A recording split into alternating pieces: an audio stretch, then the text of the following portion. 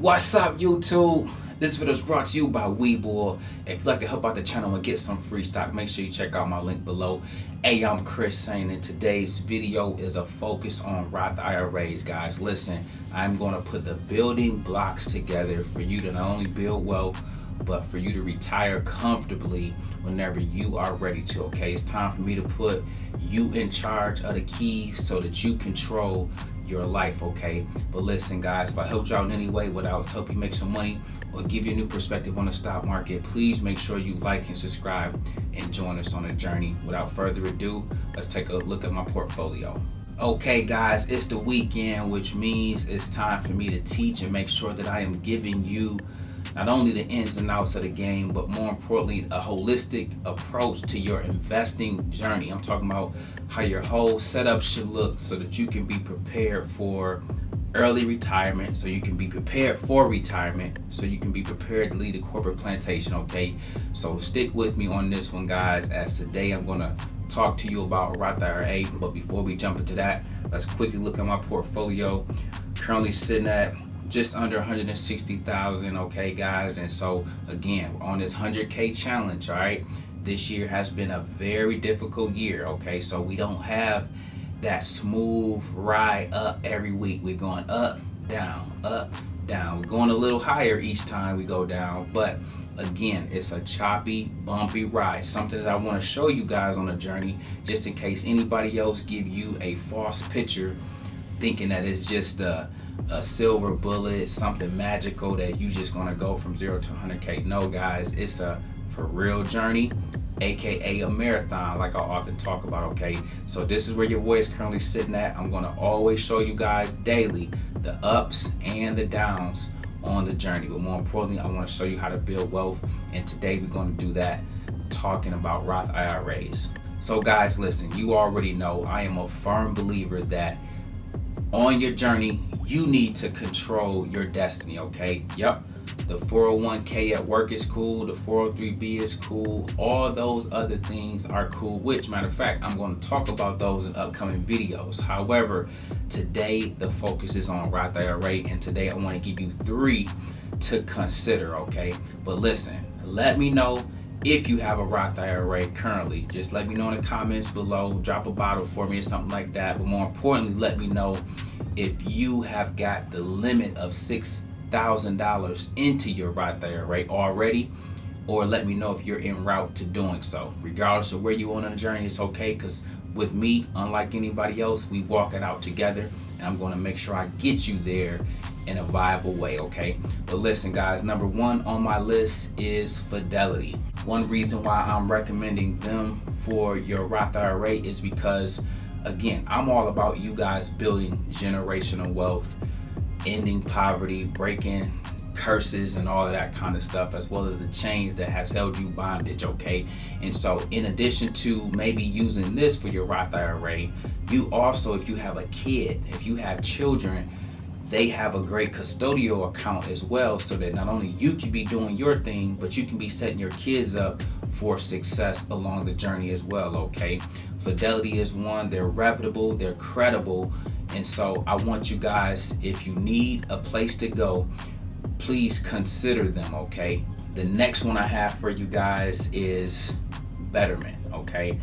Betterment, this one is not on the list as high as maybe others, but they are phenomenal, okay? I use this service, I use their products, and again, I can attest that they are one that you are okay with going with, okay? They're gonna do tax loss harvesting on your behalf. They're user friendly. They're a little more up to date and modernized compared to some of those older brokers, but the older ones have the more credible name, the more household name that you guys may be familiar with.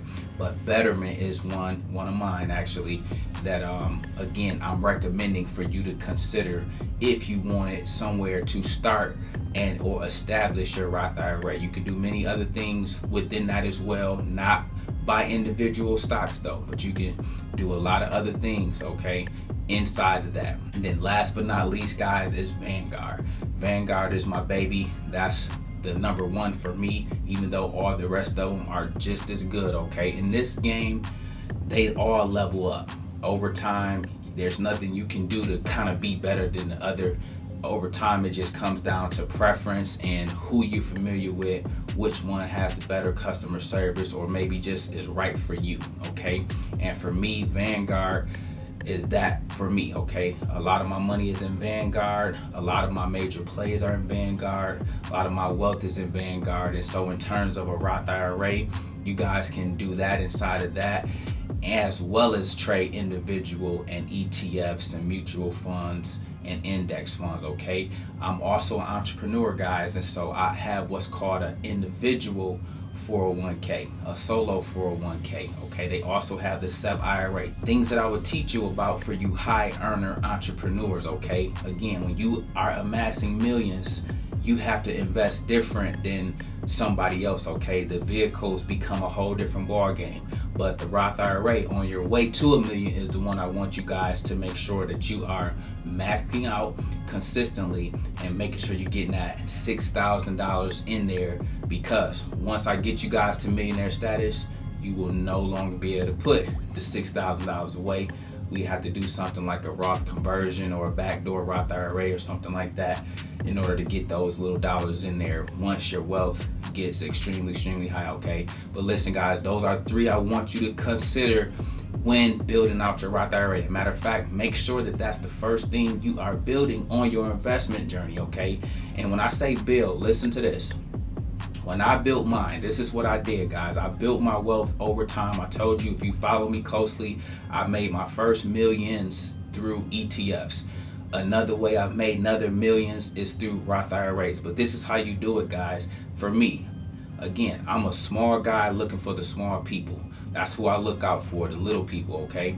And so $250 was all I ever did. $250 every 2 weeks. For 20, you get 26 paychecks in a year. This is when I was working. I'm retired now, but when I was working, you get 26 checks a year. It's 52 weeks in a year, okay? So you get half. You get paid bi-weekly. At least I did as an educator. And I would just do $250, $250, $250, okay? I just set it and forget it. I kept it on autopilot every single year, reoccurring until my numbers was met. I never went out and just put 6,000 in. So when I say get 6,000 in there, I'm talking about put it on automatic, okay? I call it becoming an automatic millionaire. And that's what you want to do. You want to automate as much as this is possible so it become mindless and you're not even paying attention. You're not even noticing that the money is gone. But then one day you look up and you a multi-millionaire because over the time, over the years, you just been throwing money in, compound interest takes over, crashes happen, the markets bounce back, your money is explode.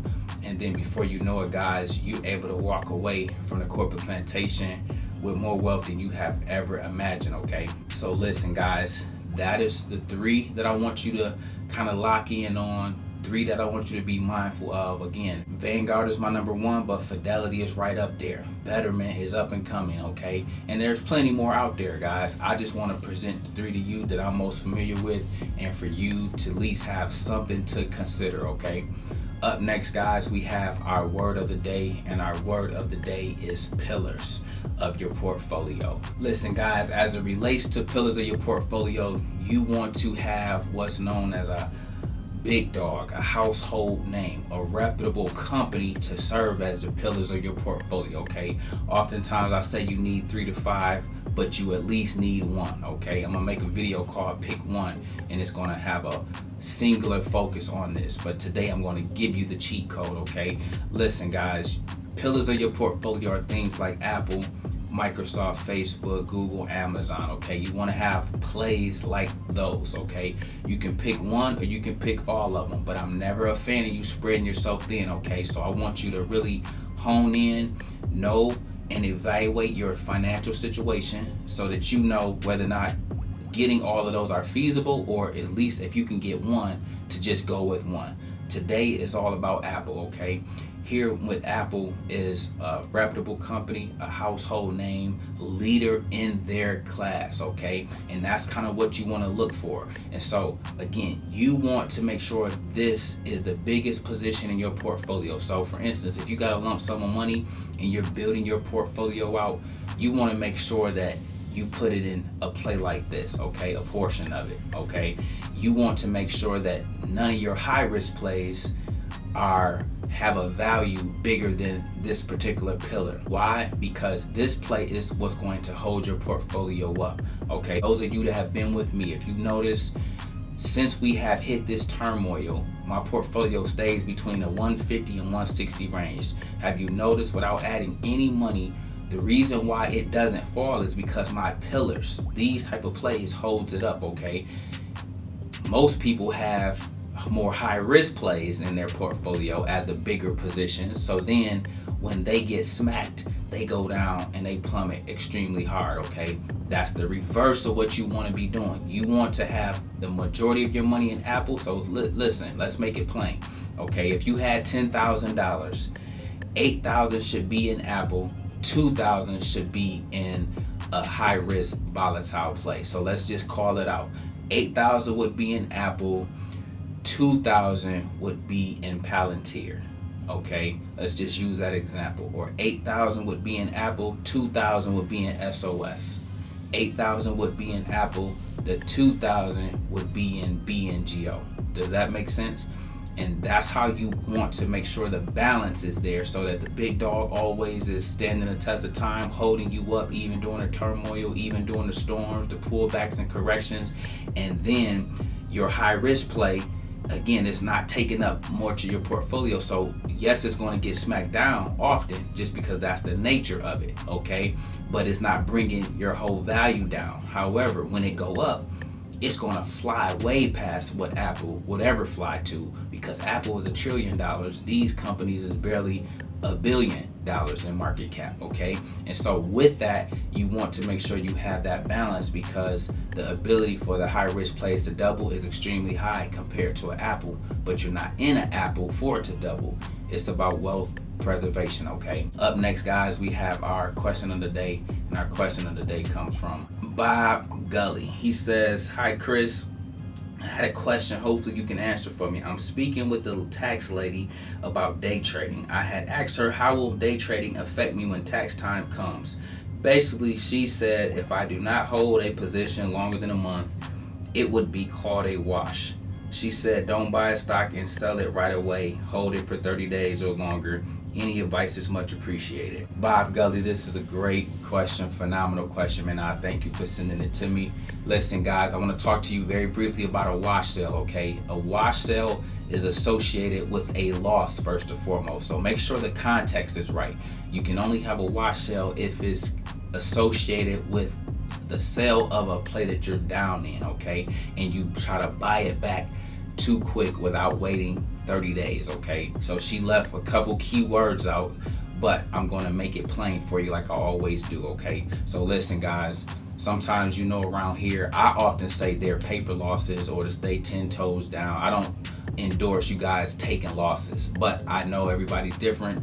I know some people's tolerance levels is different, so sometimes you may sell at a loss, and although when done strategically, I definitely support and salute it. However, with the wash sale, okay, if you're trying to look at it in terms of a tax write-off, you do need to, when you sell at a loss, wait 30 days before you rebuy it again. Wait 31 days just to be on the safer side to rebuy it again, so that it can constitute as a write-off, okay? However, if you know that's not the purpose, and you just might have just bought the stock at the wrong price, but now you see where you should have got in at, you can sell the stock at a loss, rebuy it back, understanding now that you got the right price, it's about to run up, you're gonna make the money back for the loss anyway, okay? So listen, guys, taxes will take care of itself. Every year, your brokerage account will send you a 1099-I. All you do is print that off, and if you like me, I use TurboTax. You just send it, it's connected to the system actually, so it already does my taxes automatically. But if you have a CPA, you just print that off and give it to them. They'll know the exact barcode numbers to read and plug into the system, and it'll pull up all your trades, your losses, and your gains. So it's smooth and professional, and your numbers are accurate, okay? You don't got to worry about keeping up with it, all right? Listen, guys, to keep this video short, we are going to end on that note. But if you have questions or comments, leave them below. I'll grab them and add them to my next video. Listen, we make videos like this every day, so if you like this one, make sure you check out the next one. Remember, most people see the end result, very few consider the journey. Do me a favor, don't forget to like and subscribe to the channel. Make sure you guys grab some free stock using my link below, and I'll see you all in the next one.